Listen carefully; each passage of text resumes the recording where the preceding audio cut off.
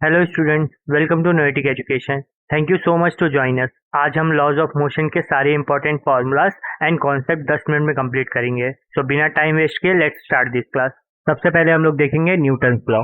Newton का जो second law है उसमें हमको क्या दिया गया है, फोर्स का डेफिनेशन दिया हुआ है। Rate of change of momentum is force means dp by dt। And इससे हमें इक्वेशन मिलेगा, net force acting on a body is equals to mass into net acceleration. देखो हम लोगों ने क्या किया है, मोमेंटम क्या होता है, mass into velocity. Mass constant है इसीलिए इसको बाहर लेंगे और dv बाई dt क्या हो जाता है, एक्सेलरेशन। तो क्या मिला आपको, मास इनटू एक्सेलरेशन मिला।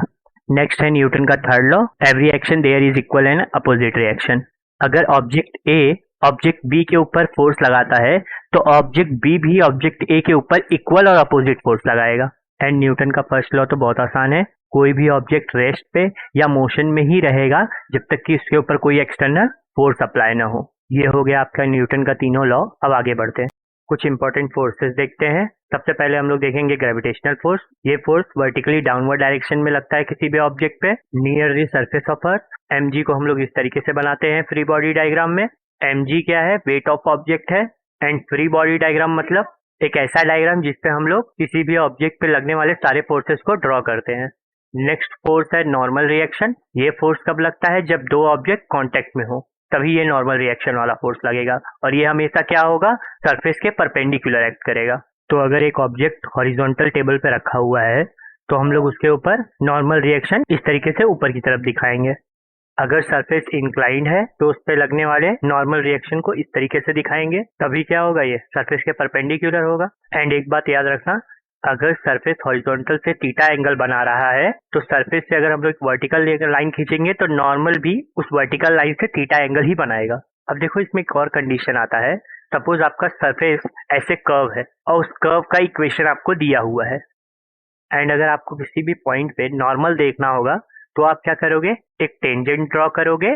और अगर आपको डायग्राम नहीं दिया हुआ है, इक्वेशन दिया हुआ है, तो आप क्या करोगे, उसे डिफरेंशिएट करोगे। तो अगर आपने ये जो टेंजेंट ड्रॉ किया है, हम लोग क्या करेंगे, इस टेंजेंट को उस पॉइंट का सरफेस एज्यूम करेंगे और इसके परपेंडिकुलर एक लाइन ड्रॉ करेंगे जो कि क्या होगा, आपका नॉर्मल रिएक्शन होगा। अब नेक्स्ट फोर्स देखते हैं। नेक्स्ट फोर्स है टेंशन। ये फोर्स स्ट्रिंग्स में एक्ट करती है और वो भी कहाँ एक्ट करती है, अलोंग द स्ट्रिंग। अगर हम लोग एक स्ट्रिंग को पुल करते हैं तो वो अपने शेप को रिटेन करने की कोशिश करता है एंड इसकी वजह से स्ट्रिंग में टेंशन एक्ट होता है।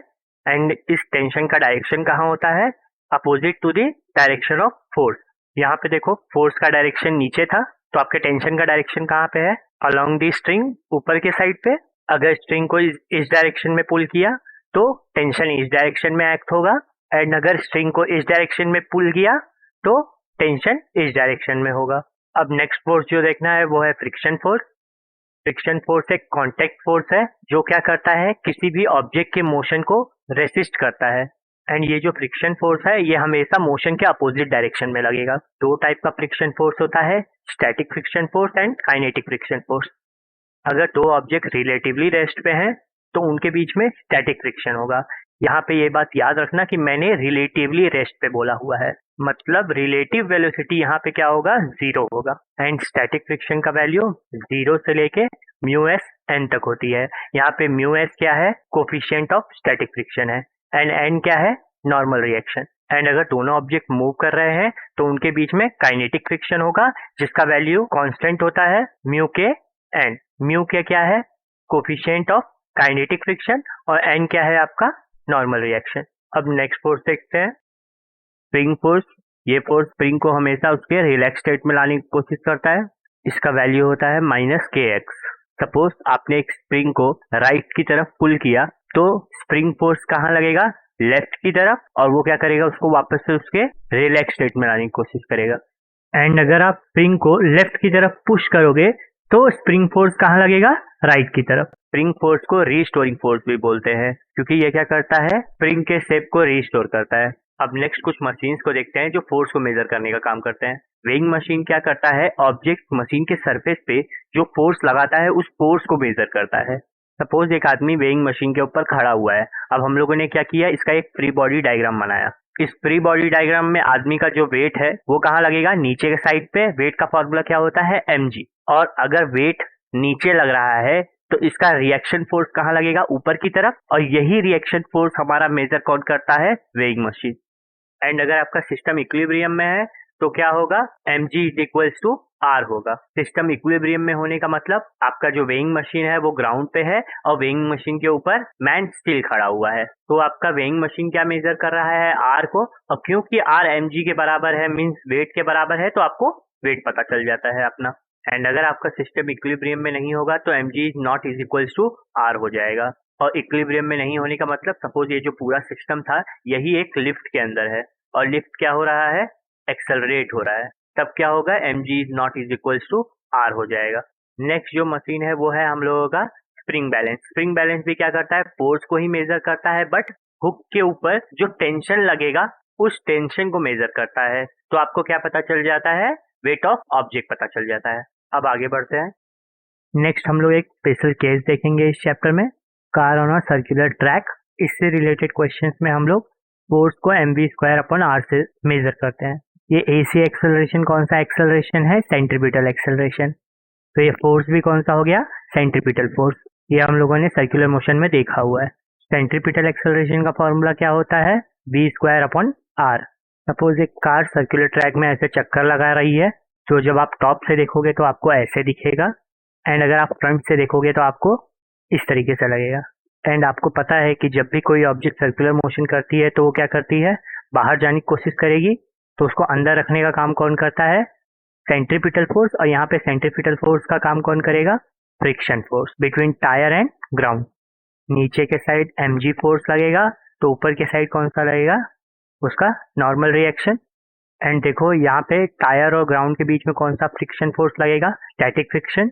तो स्टैटिक फ्रिक्शन का मैक्सिमम वैल्यू क्या होता है, μs(n) होता है। एंड सेंट्रीपिटल फोर्स का फॉर्मूला क्या होता है, mv²/r। एंड क्योंकि यहाँ पे अगर हम लोग फ्रिक्शन के मैक्सिमम वैल्यू की बात करें तो हम लोग यहाँ पे सेंट्रीपिटल फोर्स का भी मैक्सिमम वैल्यू लेंगे। और सेंट्रीपिटल फोर्स मैक्सिमम कब होगा, जब वेलोसिटी मैक्सिमम होगी। एंड क्योंकि यहाँ पे जो हमारा फ्रिक्शन फोर्स है वो किसका काम कर रहा है, सेंट्रीपिटल फोर्स का, तो ये दोनों एक दूसरे के बराबर हो जाएंगे। अब इन दोनों का वैल्यू पुट करेंगे तो हमको क्या मिल जाएगा, मैक्सिमम वेलोसिटी का फॉर्मूला मिल जाएगा। तो मतलब यहाँ पे हम लोगों ने ये जो मैक्सिमम वेलोसिटी है किस लिए निकाली, अगर इससे ज्यादा वेलोसिटी होगी आपकी तो आपकी कार क्या होगी, स्कीड हो जाएगी और सर्कुलर ट्रैक के बाहर चली जाएगी। एंड अगर हम लोग चाहते हैं कि टायर और ग्राउंड के बीच में फ्रिक्शन ना हो, बट हम लोग ऐसा चाहेंगे क्यों, क्योंकि फ्रिक्शन की वजह से क्या होगा, टायर घस जाएंगे। और इसको अवॉइड करने के लिए हम लोग क्या करते हैं, जो हमारा ट्रैक है उसको बैंक कर देते हैं। बैंक मतलब उसको थीटा एंगल तक इंक्लाइन कर देते हैं। अब देखो इस केस में फोर्सेस को देखो, हमारा जो वेट है कार का वो नीचे के डायरेक्शन में लगेगा and normal reaction perpendicular to the surface होगा। अब हम लोग क्या करेंगे, ये जो नॉर्मल है हमारा, इसका हम लोग कंपोनेंट बना देते हैं। यहाँ पे ये जो n sin थीटा है ये क्या होगा, towards the centre of the circular track रहेगा, and n cos theta vertical direction में रहेगा। एंड यहाँ पे देखो क्योंकि आपका ये जो n sin थीटा है ये सेंटर की तरफ लग रहा है, तो ये किसके बराबर हो जाएगा, सेंट्रीपिटल फोर्स के बराबर हो जाएगा। एंड ये n cos थीटा और mg दोनों एक दूसरे के अपोजिट डायरेक्शन में है, तो ये दोनों भी क्या होंगे, एक दूसरे के बराबर होंगे। आपका ये जो इक्वेशन 1 है इसको इक्वेशन 2 से डिवाइड करोगे तो आपको क्या मिल जाएगा, वेलोसिटी का वैल्यू मिल जाएगा which is √rg tan theta. जब देखो यहाँ पे ये जो वेलोसिटी मिली है ये आपको क्या बता रही है कि अगर आपका रोड हॉरिजॉन्टल से थीटा एंगल पे है एंड अगर आपकी वेलोसिटी √rg tan थीटा होगी तो वहां पे फ्रिक्शन नहीं होगा। एंड अगर कार की वेलोसिटी √rg tan थीटा से कम या ज्यादा होगी तो क्या होगा, फ्रिक्शन फोर्स भी एक्ट करेगा। तो हम लोग क्या करेंगे, उसी कंडीशन को लेंगे।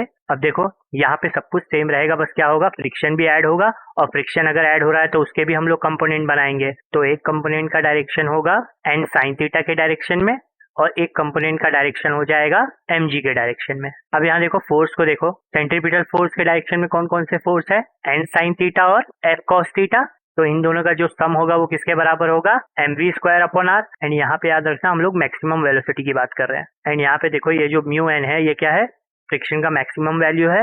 अब देखो हम लोग यहाँ पे भी क्या करेंगे, डिवाइड करेंगे इक्वेशन 1 को इक्वेशन 2 से, दोनों साइड पे n cos थीटा से डिवाइड कर देंगे। अब देखो जो कट रहा है उसको कट कर देंगे तो हमें मैक्सिमम वेलोसिटी का फॉर्मूला क्या मिल जाएगा, √rg tan theta plus mu divided by 1 - μ tan theta. ये जो फॉर्मूला है ये आपको याद रखना है, बिकॉज ये बहुत इंपॉर्टेंट फॉर्मूला है और आपको बार बार पूछा जाएगा और इसके बेसिस पे क्वेश्चन भी आते हैं। अगर हम लोगों ने कार को इससे कम वेलोसिटी में चलाने की कोशिश की तो क्या होगा, कार नीचे की तरफ स्लिप होगा और फ्रिक्शन कहाँ लगेगा आप लोगों का, ऊपर की तरफ।